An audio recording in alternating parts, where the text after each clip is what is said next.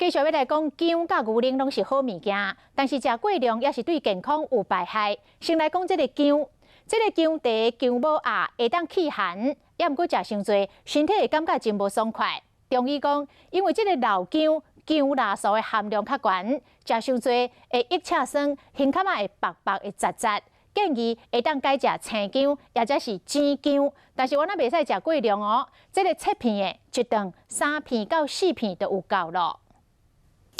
将切好的姜放入这个烧水内面，真侪人伫寒天时会想要啉一杯烧的姜茶，也无艺人头前因进前，因为放入着片的姜伫烧水内面，一个啉刷半暝，煞出现会吐，目睭血管破去的镜头。你可能用的是老姜，那姜辣素太高，你用的时间、用的量又多的时候，它因为它会促使你比较会胃酸会比较多一点，所以如果姜辣素空腹的时候吃太多，你可能会胃酸闷出一下冒很多，也就会有恶心啊、胸闷啊。像那3、4片的分量，差不多是3到10克的姜拄拄好。若是用姜粉，伊的姜咸素较悬。中医师建议讲，唔通超过3克，不过嘛唔是大家人拢会使安尼啉。要属于燥热、口干舌燥啦，舌头伸出来，舌苔特别的什么